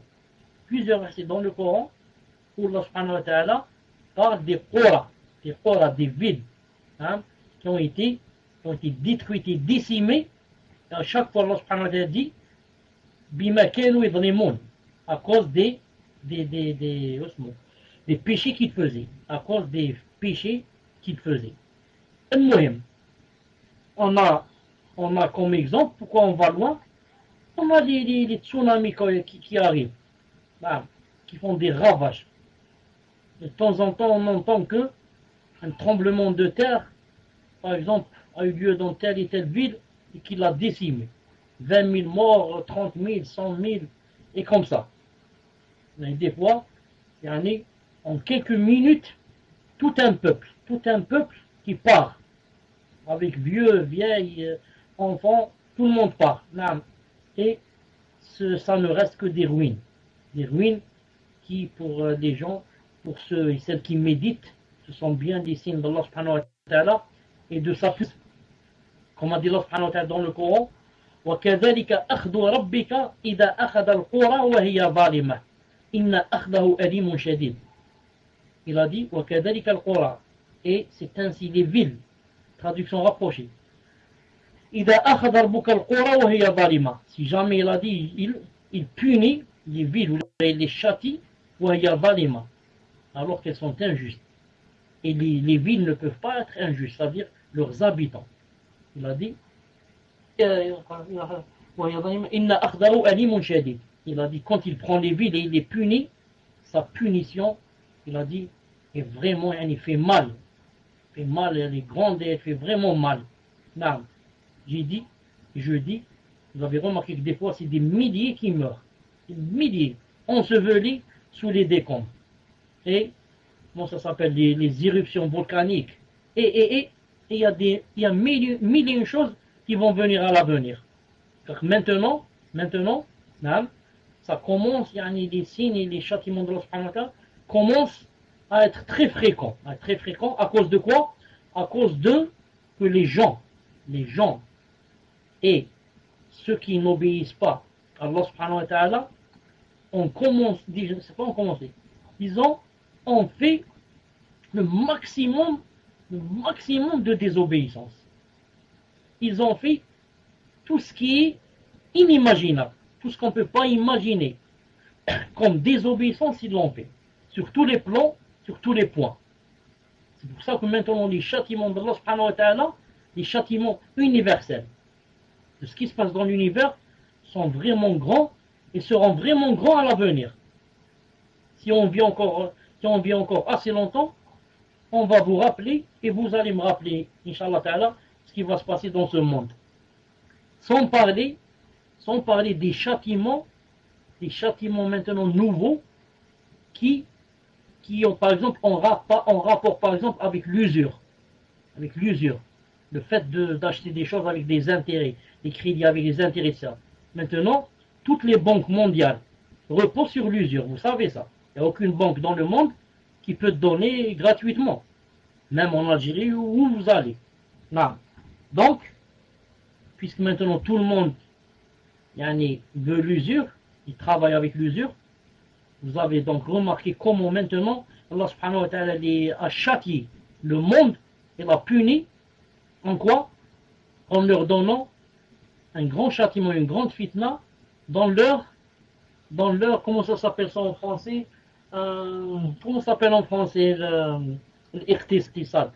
C'est pas l'industrie. Attends, comment on cherche le mot avec? Rappelez-moi, comment on dit l'irtisad? Dans leur économie. Dans leur économie. Regardez maintenant les grands pays, les grandes puissances qui commencent à quoi? Qui commencent à s'appauvrir. Subhanallah al-Azim. Les grands pays de grande puissance, elles sont maintenant endettées. Et ont besoin qu'on les aide. Subhanallah al-Azim. Ça vient d'où? Hier seulement tu étais une grande puissance. Comme aujourd'hui tu as besoin qu'on t'aide, sinon tu vas couler. Tout ça, ce sont des châtiments aussi qui viennent d'Allah subhanahu wa ta'ala. Tfadal. Question suivante. Salam alaikum wa rahmatullahi wa barakatuh à tous. Hayakumullah ya Sheikh. Pourriez-vous me dire quelle est la différence entre un hadith mutawattir et ahad? Est-ce que le hadith ahad a le même degré d'authenticité que le mot mutawattir?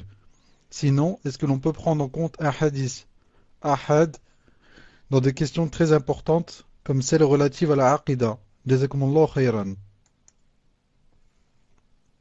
Tfadal Cheikh. Whisper, il n'y a rien à dire. Whisper, il n'y a rien. Je vois, il n'y a rien. Je trouve rien où je peux lire. Al-Muhim. Je disais, le hadith ahad, c'est un hadith qui n'est pas mutawatir. Car les hadiths, ou bien c'est ahad, ou bien c'est quoi, ou bien c'est mutawatir. Le mutawatir, ça veut dire, c'est le hadith qui nous vient rapporté par des groupes. Dans chaque, je ne sais pas comment on dit, tabara, dans chaque génération par exemple. Chaque génération. La génération des sahaba, c'est plusieurs sahaba. Ensuite, qui ont donné ce hadith à plusieurs de leurs enfants, les tabi'in, qui l'ont donné à plusieurs des autres. On dit de ça, c'est un hadith mutawatir. Et les hadiths mutawatir, on n'en a pas beaucoup, ça se compte sur les bouts des doigts. Si le hadith n'est pas mutawatir, c'est un hadith ahad. On peut trouver dans une classe, si on appelle ça une classe, par exemple dans la génération des sahaba, il y a seulement un sahabi qui l'a rapporté. On peut trouver 2 dans les tabi'in, 2 dans leurs enfants, 3, 1, 4, 5. Tout ça, ça ne suffit pas. Ça ne suffit pas pour être mutawatir. Ça reste toujours ahad. Et Al-Sunnah al-Jama'a disent que ce qui fait la différence, entre autres, bien sûr, que quelqu'un qui est salafi, qui n'est pas, celui qui n'est pas salafi, n'accepte pas dans la aqida les hadiths ahad. Alors que nous, Al-Sunnah al-Jama'a, qui, on se prétend salafi, on prend du hadith si seulement il est authentique. Seulement, s'il est authentique le hadith, ça me suffit. Je n'ai pas besoin qu'il soit mutawatir. Sinon, je serais obligé de quoi? De ne pas prendre de 30 ou 40 choses, ou si ce n'est pas plus, dans la aqida. Car la plupart des hadiths qui parlent dans la aqida sont des hadiths ahad. Comme on a dit tout à l'heure, on va prendre seulement l'exemple de Nakir et Munkar. Il y a un hadith qui dit que quand quelqu'un sera dans la tombe, 2 anges viendront vers lui, qui s'appellent Nakir et Munkar, et lui poseront 3 questions. Ce hadith est quoi? Est ahad. Si tu dis non, moi je ne prends pas avec le hadith ahad, donc pour toi, il n'y a pas Nakir et Munkar dans la tombe. Pour toi, dans la tombe, il n'y a rien. Il n'y a pas les questions, il n'y a pas les 3 questions. Alors c'est très important les 3 questions. Et tout ce qu'il y a qui a rapport avec la résurrection, à part ce qu'il y a dans le Coran, justement se trouve dans le hadith ahad. Si tu ne prends pas avec le hadith ahad dans la aqida, tu rentres dans la bid'a. il rentre dans la bida. Ensuite, la preuve formelle qu'on doit prendre avec les hadiths ahad, c'est quoi? Le prophète sallallahu alayhi wa sallam. Voilà la preuve qu'il ne faut pas oublier. Si quelqu'un vous dit je ne prends pas avec hadith ahad, seulement dans la aqidah, dites-lui d'accord. Que penses-tu de cela? Le hadith se trouve dans Sahih al-Bukhari, que le prophète sallallahu alayhi wa sallam, quand il a envoyé Mu'adh ibn Jabal au Sham, qu'est-ce qu'il lui a dit? Et même quand il a envoyé Ali aussi, qu'est-ce qu'il lui a dit? Il lui a dit tu vas rencontrer des gens du livre. Que la première des choses dont tu vas leur enseigner, qu'ils disent La ilaha illallah, la shahada, la ilaha Muhammad Rasulullah. S'ils acceptent ça de toi, alors apprends-leur la salat. S'ils acceptent, alors dis-leur qu'il y a une zakat et siyam et comme ça. Donc, Mu'adh ibn Jabal, quand il a été envoyé, quand il va parler lui aux gens, ce qu'il va dire, c'est un hadith ahad. Comprenez? Lui, ce qu'il va dire, c'est un hadith ahad. Il est seul à raconter. Vous voyez, pour être mutawatir, il faut au moins 9. Certains savants, ils font dire au moins 9 dans chaque étape, chaque classe. 9 dans les sahaba, 9 dans les tabi'in, 9 dans... Et encore, ils ont dit c'est le minimum. Donc ici, Mu'adh, il a été seul. Et le prophète lui a dit quoi? Il lui a dit, tu vas leur apprendre, entre autres quoi?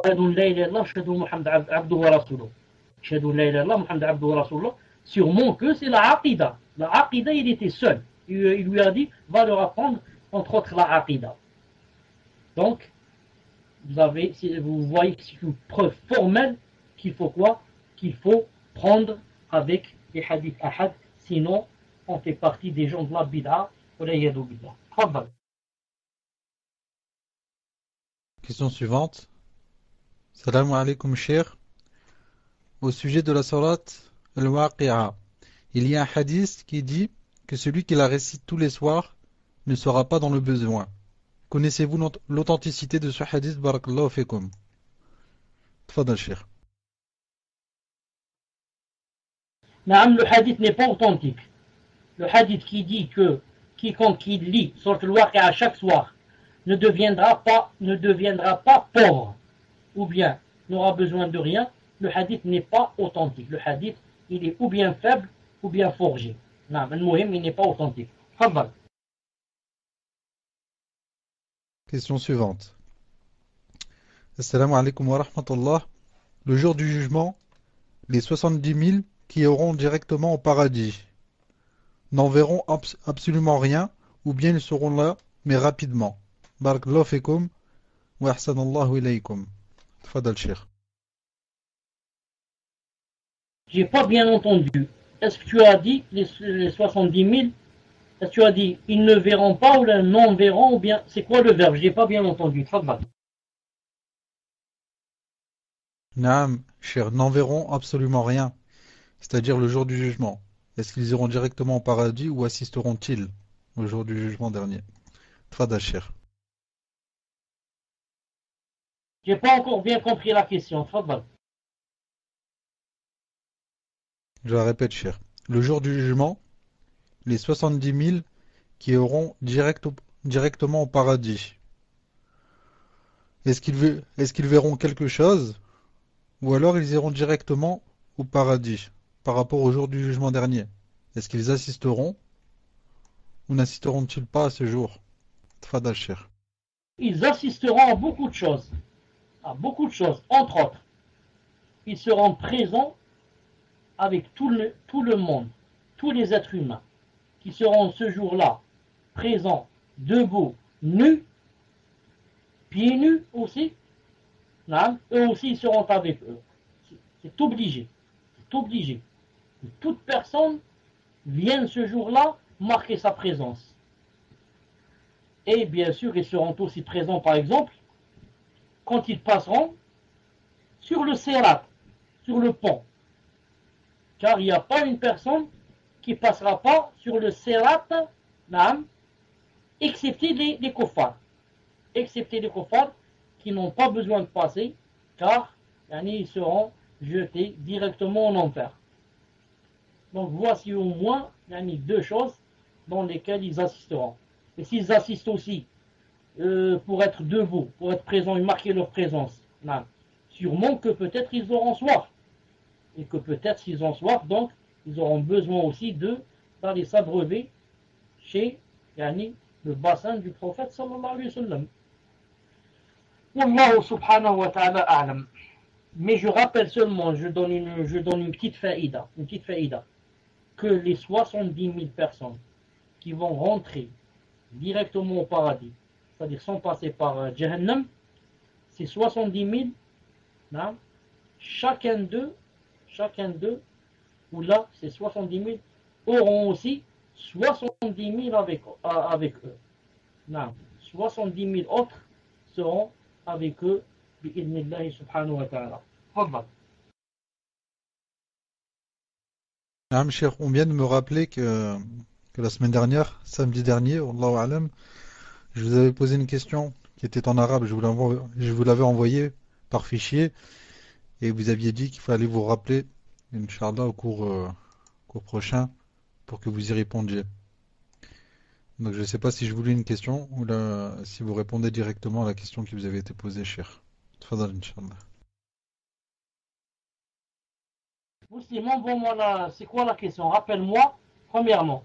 Et deuxièmement, je t'avais dit, si je te rappelle, je t'avais dit de me faire rappeler ça au début du cours. Ça? Ça, Cheikh, je n'ai pas pu être là au tout début du cours, et j'avais oublié, on vient de me le faire rappeler. Sinon, on laisse ça soit pour samedi, si vous êtes présent, ou alors pour mercredi prochain. Allahu alam. Et la question, je vous la réenvoie. Il faut que vous ouvrez votre PV, cher. Sinon, je ne peux pas vous envoyer le fichier. Et la question suivante. Assalamu alaikum wa rahmatullahi wa barakatuh.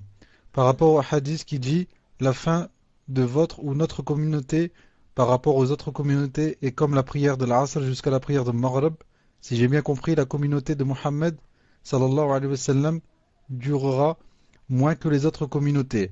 Mais est-ce par rapport au temps, sachant que apparemment la communauté de Isa n'a duré que 600 ans, et aussi si vous pouviez répéter les trois parties quand on fait les savants de la fin des temps, s'il vous plaît, car j'ai eu un problème de son dû à ma connexion au même moment. Barakallahu fikum wa jazakumullahu khayran, qu'Allah vous préserve.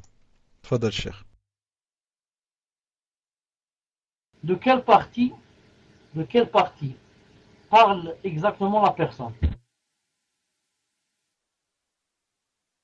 Je demande à la personne, Inch'Allah, qui veut la précision sur le cours, qu'elle aille voir le frère Ibn Mustafa pour lui préciser. Tfadal Cheikh. Une seconde, je jette un coup d'œil sur le livre, une seconde.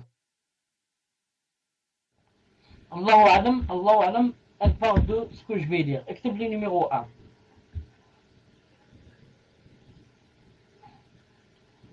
Certains savants ont divisé les signes de l'heure en fonction de leur apparition en trois catégories. Une partie apparue et terminée. Une partie apparue et terminée, là, ce qui ne va plus revenir. Deuxièmement, une partie apparue mais qui ne cesse de se suivre et de se multiplier. Une partie de signes qui est déjà elle est apparue, mais elle ne cesse de se suivre et de se multiplier. Elle ne s'est pas encore arrêtée. La troisième partie qui n'est pas encore apparue. C'est-à-dire les grands signes. J'espère que c'est ce qu'elle voulait dire. Allah subhanahu wa ta'ala alam. Moi, ce que je comprends par le hadith du prophète sallallahu alayhi wa sallam, qui, lorsqu'il a comparé notre vie, notre durée de la communauté, notre communauté par rapport aux autres communautés, il a dit c'est comme entre Salat al-Asr et le Maghrib, qu'il voulait dire par là, où Allah subhanahu wa ta'ala alam, qu'il parlait peut-être de l'âge. Non. Car nous, par rapport aux autres, c'est vraiment court. Le maximum que quelqu'un de nous puisse vivre, c'est maintenant entre notre temps, c'est 100 ans. Disons 110. 110 vraiment le maximum. 120, c'est presque, Allah, ça existe un dans le monde. Là. Et le hadith du prophète est clair. Il a dit, l'âge de ma communauté, c'est entre 60 et 70. Et rares sont ceux qui dépassent. Comme ça a dit le prophète, A'mar ummati ma bain 60 ou 70. Donc, l'âge, la durée de vie de ma communauté, c'est entre quoi? Entre 60 et 70. Si on va se comparer à certains qui vivaient 800, 900 ans, 1000 et plus, donc cette communauté, sa durée de vie est vraiment courte. Naam. Wallahu subhanahu wa ta'ala a'lam. Tfaddal. Cher, la question, je l'ai retrouvée. Voilà, il faut que vous m'ouvriez le PV pour que je vous l'envoie, Inch'Allah. Votre PV est toujours fermé. Question suivante. Salam alaikum, cher. Qu'Allah vous récompense pour ce que vous faites. Ma question est la suivante. Combien d'années Isa, alayhi salatu wassalam, va rester sur terre?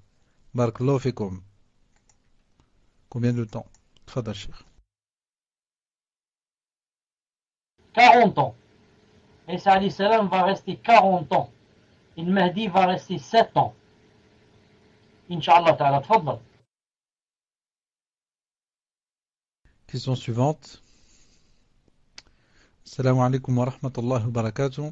Jazakumullah wa khayran pour tous les cours que vous nous donnez. Pensez-vous que dans l'état actuel des choses et des événements, nos cœurs sont assez forts et fermes pour affronter la fin des temps? Si tant est que nous soyons. Si tant est que nous soyons présents. Barakallahu fikum. Tfadal, cher. Justement, on demande à Allah subhanahu wa ta'ala le Tout-Puissant qu'il ne fasse pas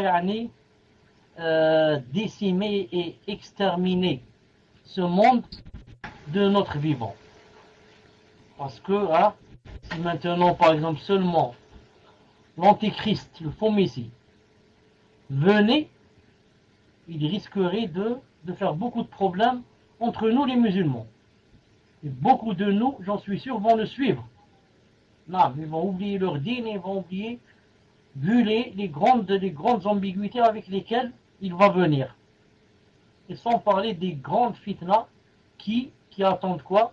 Qui attendent ces gens pendant la fin des temps. C'est pour cela que Allah subhanahu wa ta'ala ne va faire survenir l'heure que sur les kuffars, alhamdulillah.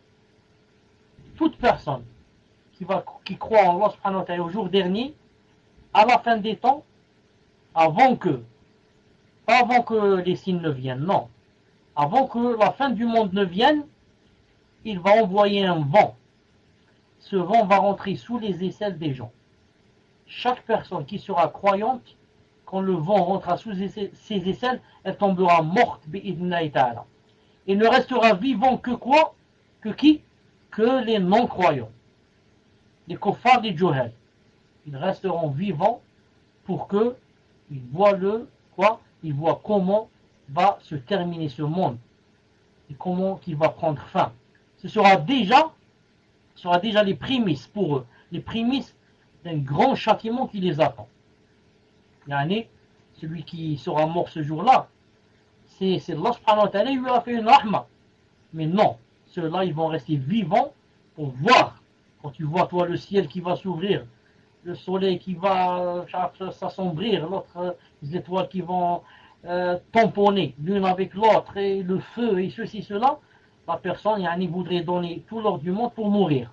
Donc, je redis, puisse Allah subhanahu wa ta'ala, nous aider, alhamdoulilah, qu'on n'assiste pas à ces jours-là, ces jours vraiment, vraiment difficiles, vu notre grande, grande faiblesse. Tfaddal. Question suivante.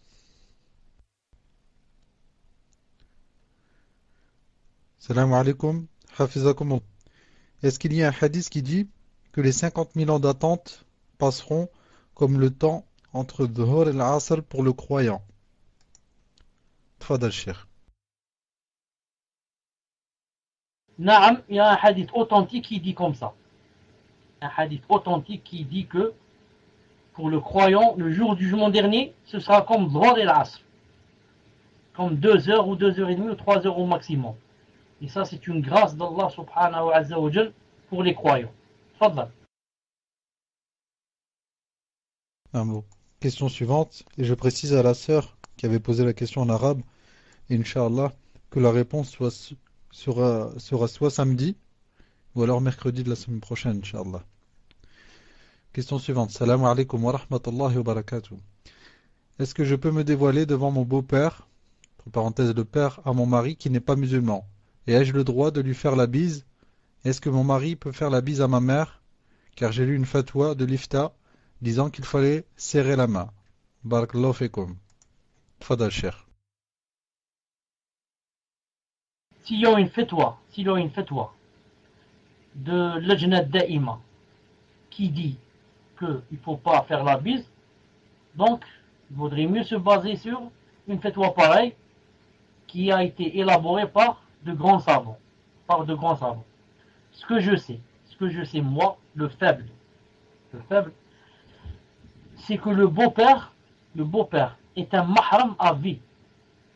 Que même la femme, quand elle est divorcée par son mari, le père de son mari reste toujours un mahram pour elle à vie. Quand on dit un mahram, ça veut dire qu'elle peut se dévoiler devant lui, lui faire la bise et lui serrer la main et tout. Vous comprenez? Mais eux, s'ils ont dit comme ça, c'est peut-être par rapport au beau-père qui n'est pas croyant, et par conséquent, s'il n'est pas croyant, ça veut dire que peut-être qu'il est vicieux, peut-être que il vaut mieux l'éloigner, s'éloigner de lui. Wallahu subhanahu wa ta'ala alam. Mais ce que je peux vous dire, c'est que Cheikh Ibn Uthaymin rahimahullah a dit que la question par rapport à la femme, se dévoile, ne se dévoile pas, lui montre ses cheveux, ne montre pas, fait la bise, ne fait pas. Il a dit, ce n'est pas seulement avec son beau-père qui est kafir. Il a dit, même avec le musulman, même avec quelqu'un qui est vraiment un mahram, comme par exemple ton oncle. Prenons l'oncle. L'oncle paternel et l'oncle maternel. Est-ce qu'une femme peut se marier avec son oncle? C'est impossible. Ça, qu'il soit paternel, qu'il soit maternel. Malgré cela, Cheikh Ibn Uthaymin dit, mais maintenant si mon oncle est un vicieux, donc dans ce cas il vaudrait mieux que je me voile de lui. Même si je lui montre pas, j'ai fait ça à cause de lui, mais c'est mieux pour parer à la fitna. Car même si c'est un mahram, mahram il peut être vicieux, il peut être faisak. Mahram il veut faire la zina, pourquoi pas? Donc, ce n'est pas spécifique aux non-croyants, ce que je viens de dire. Question suivante. Assalamu alaikum wa rahmatullahi wa barakatuh. Hafizakum Allah ya Cheikh. J'ai entendu un imam soudanais défendre la prise d'otage et en qualifiant de halal. Pour appuyer ce qu'il dit, il utilise un hadith dont je vous communique la traduction, car je n'ai eu accès que à la traduction malheureusement. Selon Imran ibn Hussein, nous avions fait la paix avec les gens de la Mecque, et nous avions commencé à nous mélanger à eux. Puis un jour, je me suis arrêté près d'un arbre pour me reposer, et j'ai enlevé des épines qui jonchaient le sol. Puis 4 mouchriquines sont arrivés et ont suspendu leur épée à un arbre et se sont allongés eux aussi. Et pendant que j'étais allongé, j'ai entendu quelqu'un annoncer « Un tel fils d'un tel vient d'être tué par l'un des alliés des Quraysh. » Alors j'ai bondi sur les 4, j'ai pris leurs épées et j'ai dit par Allah qui a illuminé le visage de Mohammed, si l'un d'entre vous fait un geste, je planterai mon épée entre ses 2 yeux. Ensuite j'ai conduit les 4 pour les remettre au messager d'Allah sallallahu alayhi wa sallam. Et alors ils ont dit, Ya Rasulullah, pourquoi nous retiens-tu? Il a répondu, je vous ai pris pour le crime de vos alliés. L'imam en question a rajouté que les 4 mouchriquins étaient de la tribu des Bani Uqayl, alors que ceux qui ont commis le meurtre étaient de la tribu de Bani Saqif, qui étaient toutes deux alliés à Quraysh. Ma question est, ce hadith est-il sahih? Barakallahu fikum wa jazakumullahu khayran. Tfadal Cheikh. En fait, quand tu m'envoies un hadith qui est long comme ça, tu m'entends, un musulman, quand tu es en train de lire, voilà, tu es en train de lire, j'essaie moi de, je fais des efforts pour essayer de voir c'est quoi exactement ce hadith en arabe. Des fois j'arrive et des fois j'arrive pas. J'arrive pas à voir c'est quoi le hadith en arabe. Et des fois j'arrive, alhamdoulilah. Aujourd'hui je suis pas arrivé. Non. Donc si tu as le hadith en arabe, tu l'envoies en arabe, Inch'Allah ta'ala. Si tu l'as pas, ma'alish. L'essentiel c'est quoi? L'essentiel c'est on peut prendre, comme dit Cheikh Ibn Uthaymin, rahimahullah, il dit, on peut prendre des otages de notre ennemi, si lui, il nous prend des gens en otage. Vous comprenez? Si l'ennemi nous a pris des gens en otage, nous aussi, on peut lui prendre des gens de ses soldats en otage. Même si ces soldats eux-mêmes n'ont rien fait, mais ce sont nos ennemis. Et les autres aussi nous ont pris des gens de nos soldats qui n'ont rien fait peut-être aussi. Cheikh Ibn Uthaymin dit, dans ce cas, c'est permis de prendre. Vous comprenez? Mais si on n'est pas en guerre, et que surtout il y a une trêve entre nous et un peuple ou une communauté, ensuite quelqu'un va leur prendre des otages et demander des rançons, etc. Tout ça, il n'y a pas en islam, incha'Allah ta'ala. Non, fadal. Donc si le frère qui veut connaître l'authenticité du hadith, savoir s'il est authentique ou pas, à la référence du hadith qu'il envoie au frère Ibn Mustafa. Question suivante. Assalamu alaikum ya Cheikh, qu'Allah vous préserve et vous récompense. J'ai vraiment besoin de vos conseils concernant mes parents, c'est très compliqué. Je voudrais m'entretenir avec vous en privé. Jazakumullah khayran. Donc ça, le Cheikh indiquera s'il peut s'entretenir. Question suivante. Assalamu alaikum wa rahmatullah. Hayakumullah ta'ala wa hafizakumullah Cheikh. Comment savoir si l'on est éprouvé pour des péchés commis? Comme Allah Ta'ala le dit, tout malheur qui vous atteint est dû à ce que vous manquez. Ou si c'est uniquement une question de destin. Jazakumullah khayran. Qu'Allah vous récompense pour tout, vous élève en degré et vous couvre de sa clémence. Et je demande à la personne qui a demandé l'entretien qu'elle vienne voir le frère Ibn Mustafa, Inch'Allah. Tfadal Cheikh. En fait, il n'y a pas une chose comme ça très précise qui dit que ce qui nous arrive, c'est à cause des péchés ou bien à cause d'une épreuve du destin. Mais les savants ont dit en général, on voit la personne. Si la personne est une personne pieuse, masha'Allah, qui fait beaucoup d'efforts pour se rapprocher de Allah subhanahu wa ta'ala, il n'arrête pas de faire de bonnes actions, ensuite elle a le malheur. On dit là, c'est quoi? Ça vient du destin comme épreuve. Allah subhanahu wa ta'ala veut encore l'élever degré sur degré. Comme a dit le prophète alayhi salam dans Sahih Bukhari, il a dit quand Allah subhanahu wa ta'ala aime une personne, il l'éprouve. Quand Allah aime une personne, il l'éprouve. Mais maintenant, si la personne est une personne qui est fasiqa, une personne qui n'arrête pas de faire des grands péchés, une personne qui n'arrête pas de désobéir à Allah subhanahu wa ta'ala, ensuite, il lui arrive le malheur, ça veut dire que Allah subhanahu wa ta'ala est en train de la punir, en train de la châtier, et en même temps, pour que ça soit une leçon pour elle, pour qu'elle revienne. Je profite ici pour dire qu'il y a le milieu. Le milieu, c'est quoi? Le milieu, c'est une personne qui est pieuse. En général, elle fait le maximum pour se rapprocher d'Allah subhanahu wa ta'ala. Ensuite, de temps en temps, elle fait des péchés. pas les petits. De temps en temps, elle fait un grand péché. Celle-là, si le malheur lui arrive, ça veut dire que c'est à cause du grand péché. C'est pour ça que, si quelqu'un voit les malheurs qui n'arrêtent pas de tomber sur lui, alors qu'est-ce qu'il doit faire? Alors il doit s'arrêter et s'enfermer dans une chambre et méditer, et dire qu'est-ce que je suis en train de faire ces temps-ci. Et s'il est sincère avec Allah subhanahu wa ta'ala, il avouera qu'il est en train de faire des choses qui ne sont pas bien. Il est en train de... Il est en train, par exemple, de nouer des liens. Si c'est un frère, peut-être avec une sœur. Si c'est une sœur, peut-être avec un frère. Ils sont en train de parler sur Internet, en train de louer, en train de se téléphoner, en train de s'écrire, en train de ceci, alors qu'ils ne sont ni mariés ni rien. Donc, Allah subhanahu wa ta'ala, c'est le plus juste. S'il te donne une chose et que tu es pieuse, ça veut dire que c'est une épreuve. Mais si tu la donnes alors que tu n'es pas pieuse, ça veut dire quoi?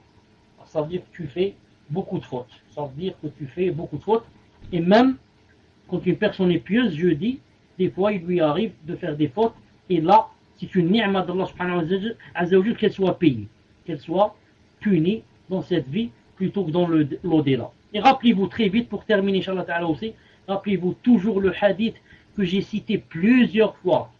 Et ma'alish, encore une fois aujourd'hui, pour la personne, le sahabi, qui a rencontré une femme dans la rue.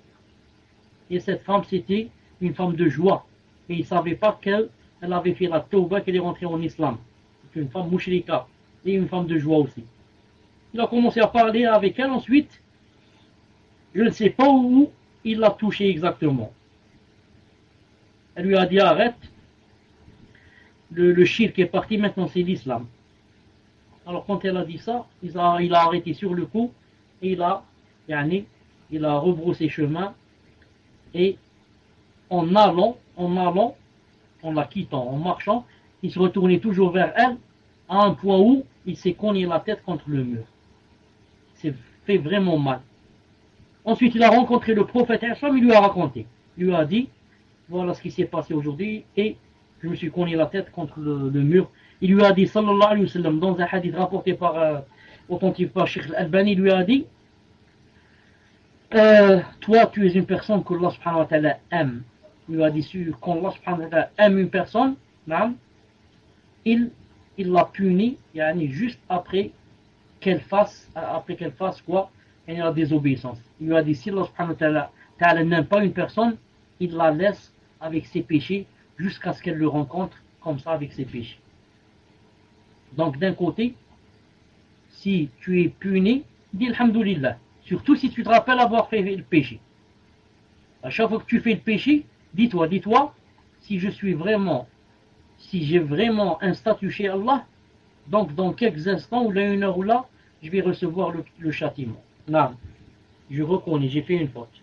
Sauf si Allah subhanahu wa ta'ala veut me pardonner. Sinon, je vais payer d'ici demain, d'ici cette semaine.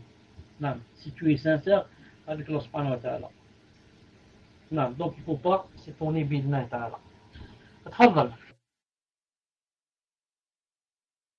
Question suivante. Assalamu alaikum wa rahmatullahi wa barakatuh, cher. Qu'Allah vous récompense pour tout. Et j'ai acheté un appartement en empruntant de l'argent auprès d'une banque qui pratique les intérêts usuraires. Et je l'ai vendu par la suite par crainte d'Allah. Maintenant j'ai soldé mon crédit et je ne dois plus rien, mais j'ai gardé le bénéfice de ma vente. Cet argent est-il licite ou illicite? Barakallahu fikum wa jazakumullahu khayran, cher. Tfadal, cher. Quand une personne fait le haram, elle a de l'argent par exemple, et disons elle a acheté des choses de haram ou bien maintenant il lui reste de l'argent le haram. On va voir si le haram, et ensuite la personne a fait tawbah, la personne maintenant regrette et elle a regretté et elle dit dans son cœur qu'elle ne referait plus cette faute. Maintenant, on va voir ce qu'elle a. Est-ce que c'est une chose qui a un rapport avec les gens ou bien c'est une chose qui a un rapport avec Allah subhanahu wa ta'ala? C'est-à-dire, cet argent maintenant qu'elle a, c'est de la maison qu'elle a vendue. Ça. Donc l'usure, elle a fait une faute, elle a fait un grand péché, c'est entre elle et Allah subhanahu wa ta'ala. Elle a fait la tauba, donc cet argent lui revient quoi? Il lui revient halal. Mais si par contre, je vole quelqu'un, je lui vole 1000 euros, un exemple. Ensuite, je fais tauba. Je regrette, je pleure, je dis khlas, je ne ferai plus, Inch'Allah ta'ala, cette faute. Les 1000 euros, maintenant après avoir fait tauba, est-ce qu'ils deviennent halal? Ils ne deviennent pas halal. Pourquoi? Car la faute n'est pas entre moi et Allah seulement, mais aussi entre moi et les gens. Moi et la personne qui a été volée. Donc, dans ma tauba, d'aller rendre cet argent à la personne volée, si je sais où la rencontrer. Sinon, je la donne à ses héritiers si elle est morte. Sinon, je connais personne. Je la donne, fi sabilillah, avec l'intention que c'est pour la personne qui a été volée, pas pour moi. Vous comprenez? Inch'Allah, vous avez compris. Pour l'argent, le haram, quand quelqu'un fait la tauba, on va voir. Si l'argent appartenait à des gens ou bien, il doit le rendre à ces gens. Ça rentre dans la tauba. Si maintenant c'est comme l'usure, l'usure c'est, ça appartient pas aux gens, c'est à toi. C'est toi qui as fait l'usure, c'est entre toi et Allah subhanahu wa ta'ala, c'est tout. Dans ce cas, tu fais tauba et l'argent te devient halal. Peut-être quelqu'un va dire, pourquoi il va pas rendre les intérêts à la personne qui lui a prêté de l'argent, ici à la banque, comme le voleur, comme la personne volée. La personne volée, on doit lui rendre son argent, c'est vrai. Non, on lui rend son argent, sinon la tauba n'est pas acceptée. Pourquoi ici je ne vais pas rendre l'argent à la banque, les intérêts, comme ça, pour que ma tauba soit acceptée? Les savants, qu'est-ce qu'ils répondent? Ils disent non. Quand je rends l'argent à celui qui a été volé, car c'est son argent, ça rentre donc dans la justice de lui rendre son argent, subhanallah. Mais la banque, quand elle m'a prêté de l'argent et elle m'a donné des intérêts, si je lui rends les intérêts, ça veut dire quoi? Ça veut dire, donc, la banque fait le haram et moi je l'encourage. Je lui dis, mashallah, ce que vous faites, vous m'avez donné les intérêts. Non, moi je vous rends les intérêts. Non, mais je vous rends, vous m'avez prêté l'argent et je vous rends les intérêts. Ça veut dire, c'est comme si, disent les savants, quelqu'un, t'as vendu de l'alcool, maintenant pour faire la tauba, tu vas lui rendre l'argent. Tu as bu de l'alcool et tu lui rends son argent. Tu lui dis l'alcool c'est haram. Donc tu as fait deux choses. Et bu de l'alcool et je lui rends encore son argent. Ici la même chose. Tu fais les intérêts d'usure et tu lui rends encore son argent. Là, les savants disent, ça ne ressemble pas au cas de celui qui a été volé. Non, le qiyas est faux. Voilà, Inch'Allah ta'ala, pour aujourd'hui. On va se rencontrer, Inch'Allah ta'ala, si Allah subhanahu wa ta'ala le veut, le samedi, bi'idhnillahi ta'ala. Sinon, ce sera, Inch'Allah ta'ala, mercredi comme aujourd'hui. سبحانك اللهم وبحمدك أشهد أن لا إله إلا أنت أستغفرك وأتوب إليك وصلى اللهم على نبينا محمد صلى الله عليه وعلى آله وسلم وآخر دعوانا الحمد لله رب العالمين وبارك الله فيكم.